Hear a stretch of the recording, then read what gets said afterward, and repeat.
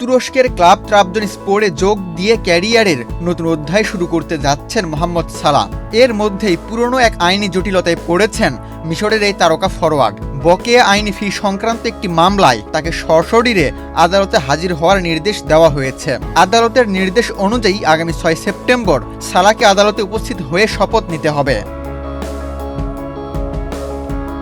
2025 সালে আইনজীবী আমর ফারাক আল্লাহ মোরসি আব্দুল তাওয়াব সালাহর বিরুদ্ধে বকেয়া ফি আদায়ের দাবিতে মামলা করেন।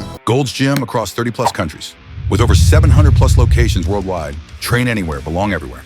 ওই আইনজীবীর দাবি, কয়েক বছর ধরে তিনি সালাহর হয়ে বিভিন্ন আইনি ও প্রশাসনিক কাজ করেছেন, আদালতে নথিপত্র সামলানো সহ বিভিন্ন পরামর্শ দিয়েছেন, কিন্তু এসব কাজের বিপরীতে তার প্রাপ্য ফি পরিশোধ করা হয়নি।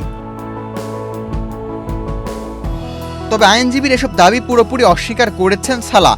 তার দাবি, মামলায় যে কাজগুলোর কথা বলা হয়েছে এবং সেসবের বিপরীতে টাকা বকেয়া থাকার বিষয়টি সত্য নয়। সালাহর এই বক্তব্যের সত্যতা যাচাই করতেই তাকে সশরীরে আদালতে হাজির হয়ে শপথ নেওয়ার নির্দেশ দিয়েছেন বিচারক। অর্থাৎ মামলায় তিনি যে বক্তব্য দিয়েছেন সেটি সত্য, তা শপথের মাধ্যমে আদালতের কাছে তা নিশ্চিত করতে হবে তাকে। তবে নির্ধারিত দিনে সালাহ আদালতে হাজির না হলে কিংবা কোনো উপযুক্ত কারণ ছাড়াই শপথ নিতে অস্বীকৃতি জানালে সেটি তার জন্য বড় সমস্যা তৈরি করতে পারে। সেক্ষেত্রে আদালত ধরে নিতে পারেন তিনি বাদীর দাবি মেনে নিয়েছেন, তখন মামলার রায়ও তার বিপক্ষে যেতে পারে। আপাতত বিরোধের নিষ্পত্তি না হওয়া পর্যন্ত রায় স্থগিত রেখেছেন বিচারক। এদিকে সম্প্রতি লিভারপুল ছেড়ে তুরস্কের ক্লাব ট্রাবজনস্পরে যোগ দিয়েছেন সালাহ।